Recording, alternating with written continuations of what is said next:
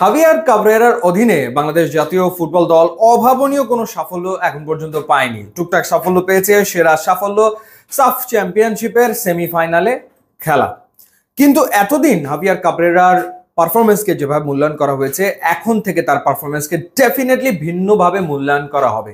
তার কারণটা কি? তার কারণ হচ্ছে এই মুহূর্তে হাভিয়ার কাবরেরার হাতে রয়েছে হামজা চৌধুরী এবং সামিত সোম।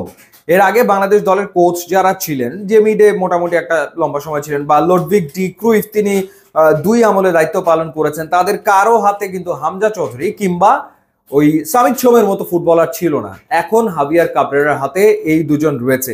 সো ডেফিনেটলি এখন হাভিয়ার কাবরেরার পারফরমেন্সকে ভিন্নভাবে মূল্যায়ন করা হবে এবং আমার মনে হয় যে এশিয়ান কাপের বাছাই পর্বটা তার জন্য ডেফিনেটলি কঠিন এক চ্যালেঞ্জ। তিনি বাংলাদেশ দলের কোচ আসলে কতদিন থাকবেন বা তার স্ট্যান্ডার্ড কোন পর্যায়ে রয়েছে সেটার প্রমাণ মিলবে আসলে এই বাছাই পর্বে। যদি বাংলাদেশ এই বাছাই পর্ব উতরে যেতে পারে এবং এশিয়ান কাপে খেলে, তাহলে হাভিয়ার কাবরেরা ডেফিনেটলি হয়তো বাংলাদেশ দলের কোচ লম্বা সময় ধরে থাকবেন। কিন্তু তিনি যদি এই অ্যাসাইনমেন্টে ফেল করেন, তাহলে কিন্তু আমার মনে হয় যে তার ওপর হয়তো বাফুফে আর আস্থা রাখবে না। এখন নেক্সট যে কোয়েশ্চেনটা, সেটা হচ্ছে যে হাভিয়ার কাবরেরা যে বিতর্কের জন্ম দিয়েছেন, সেটা হলো ফাহমিদুলকে ভারতের বিপক্ষে স্কোয়াডে না রেখে। একটা দাবি উঠেছে ফুটবল ভক্তদের পক্ষ থেকে, তারা আসলে সিঙ্গাপুরের বিপক্ষে 10ই জুন ঘরের মাটিতে বাংলাদেশ দলে ফাহমিদুলকে দেখতে চায়। এখন কাবরেরা তিনি আসলে রাখবেন কিনা, মানে এখানে আসলে একটা ইগোর ব্যাপারও চলে এসছে।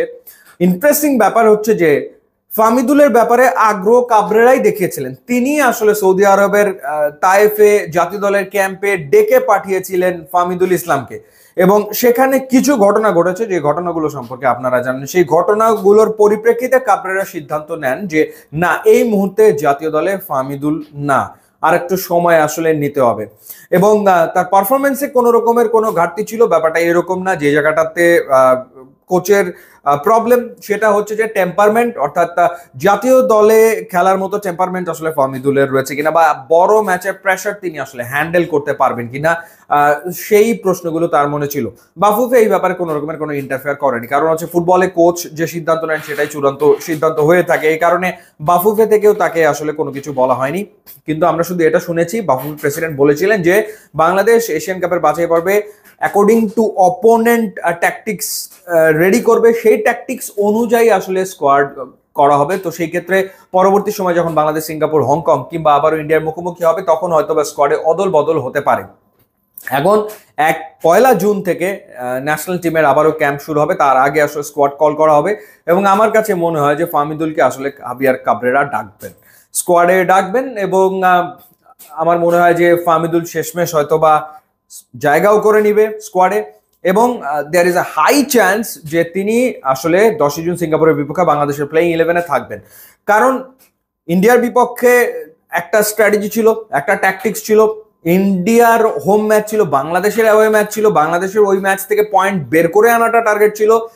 কিন্তু এখন যে প্রেক্ষাপটটা দাঁড়িয়ে গেছে, অর্থাৎ হামজা চৌধুরীর ইনক্লুশন, সামিত সোমের ইনক্লুশন, এখন বাংলাদেশ আর পেছনে ফিরে তাকাতে চায় না, বা নেগেটিভ ফুটবল বাংলাদেশ খেলতে চায় না, বা বাংলাদেশ শুধুমাত্র ড্র করে একটা পয়েন্ট নিতে চায় না। বাংলাদেশ এখন ডেফিনেটলি পুরো পয়েন্টের জন্য মাঠে নামবে। স্কোয়াডকে রেডি করতে হবে পুরো পয়েন্টের জন্য। বাংলাদেশকে এখন জেতার জন্য একাদশ সাজাতে হবে, জেতার জন্য মাঠে নামতে হবে। কারণ জেতার জন্য মাঠে নামতে গেলে ডেফিনেটলি একজন দ্রুতগতির, ক্ষিপ্রগতির উইঙ্গার হোক, স্ট্রাইকার হোক, দরকার তো পড়বেই।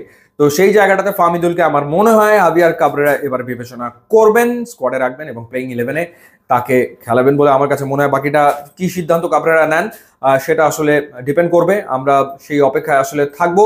এবং কাবরেরার পারফরমেন্সের মূল্যায়ন, যেটা বললাম যে এখন থেকে ভিন্নভাবে হবে বলে আমার আসলে ধারণা। ইউটিউব, ইনস্টাগ্রাম লিঙ্ক আছে, আপনারা যোগ দিলে খুবই খুশি হবে। And thanks for watching.